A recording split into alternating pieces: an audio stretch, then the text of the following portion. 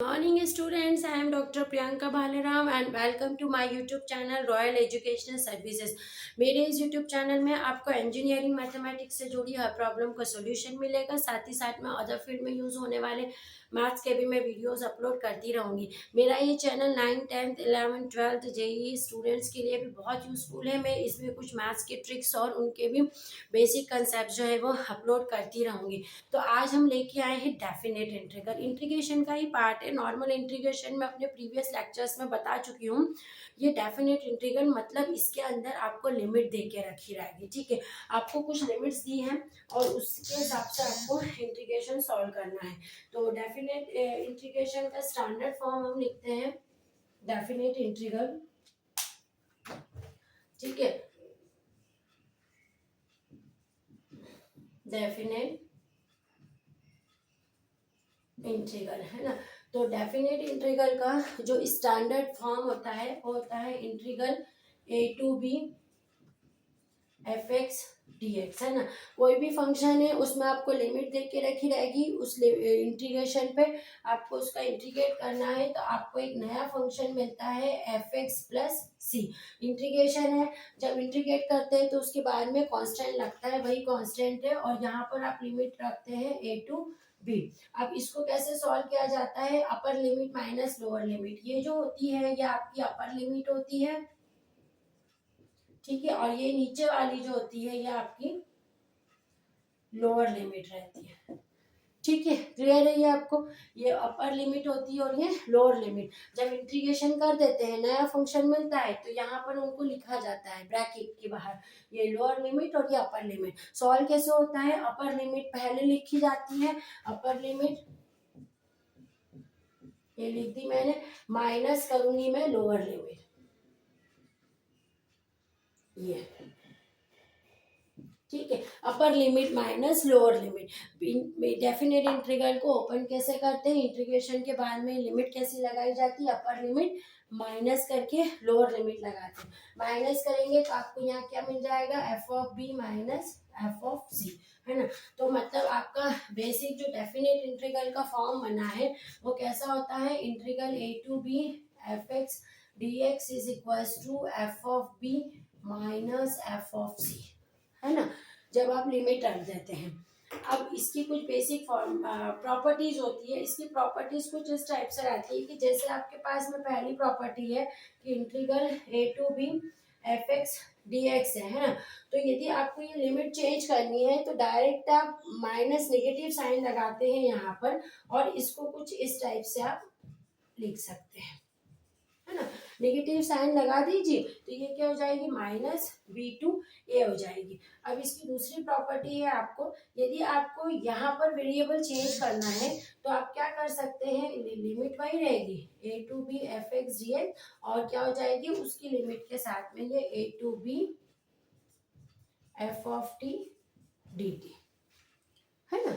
अब जैसे कि आपके पास में है, इसकी थर्ड प्रॉपर्टी है कि मान लो आपको तीसरी लिमिट इसमें ऐड करनी है। आपके पास में फंक्शन यही है A to B F X D X, तो वो तीसरा ऐड कैसे होगा, ए से सी तक F X D X plus integral C से बी तक, यानी यहाँ पर आपको मेंशन करना पड़ेगा। ये क्या हो जाएगा, एफ एक्स डी एक्स। ठीक है, अब इसकी चौथी जो इसकी प्रॉपर्टी रहती है वो मान लो आपके पास में लिमिट हो 0 से a F of x D X, तो जो इसके इंटीग्रेशन आता है ना 0 से a का वो कैसा हो जाता है, F of a minus x D X. तो ये कुछ बेसिक प्रॉपर्टी है डेफिनेट इंटीग्रल की। जब हम सम सॉल्व करते हैं ना तो उस टाइम हम इनको यूज करते हैं। ठीक है, तो ये आप नोट डाउन कर लीजिए। इसके साथ ही मैं एक छोटा सा बेसिक क्वेश्चन भी बताती हूँ। जैसे कि आपको इंटीग्रेट करना है 2 to 1 x square D X है ना। बिल्कुल सिंपल इंटीग्रेशन का ही ये क्वेश्चन है ना। तो इसको आप कैसे करेंगे, और छोटा कर लेते हैं, इसको एक्स कर लेते हैं। तो आप सबको एक्स का इंटीग्रेशन पता है कितना होता है, एक्स का इंटीग्रेशन आप पावर वाले फॉर्मूले से ही लगाएंगे, ये वाले n प्लस वन अपॉन में n प्लस वन यहाँ डी एक्स है। ठीक है, तो यहाँ कितनी पावर है, 1 है, तो ये कितनी हो जाएगी, x की पावर 1 प्लस 1 यानी 2 अपॉन में 2 है, मतलब एक्स स्क्वायर बाय 2, और लिमिट कितनी लगा रहे हैं इसकी 2 to 1 लगा रहे हैं, ठीक है। तो ये कितना हो जाएगा, अपर लिमिट माइनस आपको लोअर लिमिट लगानी है इसके अंदर, तो अपर लिमिट कितनी है इसकी 1 है, तो ये कितना हो जाएगा 1/2 माइनस लोअर लिमिट यानी 1/2, 1 bye upper limit minus lower limit, lower limit कितनी है यहाँ से 2, 2 2 जा 4 हो जाएगा ये, है ना, और ये आपका कैंसिल भी कर देना है यहाँ से, तो ये कितना हो जाएगा 1/2 माइनस 2, और इसको सॉल्व कर लेंगे तो ये एलसीएम हो जाएगा 1 माइनस 4, यानी हो जाएगा -3/2, मतलब उसका लिमिट लगा के जो इंटीग्रेशन आया है वो आया है -3/2, है ना। अब हम एक और क्वेश्चन इसका ले लेते हैं कि मान लो हमारे पास है इंटीग्रल, क्वेश्चन है हमारे पास में integral 2 to 3 x square D x, मान लो इस टाइप से आपका क्वेश्चन है, आप इसमें लिमिट लगाएंगे, पहले इसका इंटीग्रेशन करेंगे, क्या हो जाएगा x³/3 प्लस कांस्टेंट, है ना, और इसकी लिमिट कितनी देके रखी है 2 से 3 देके रखी।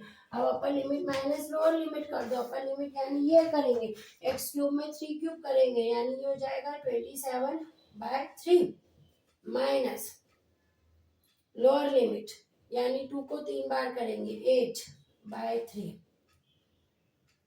ठीक है। अब ये 27, इसका एलसीएम ले लेंगे आप, ये 3 आ गया, तो 27 माइनस 8 आपका होगा ये 19/3, है ना।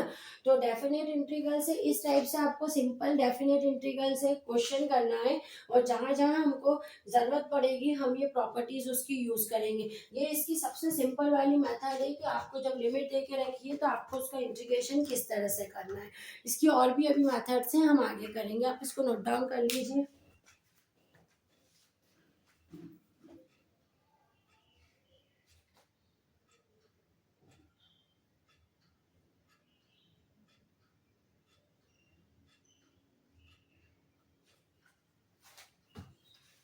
Thank you.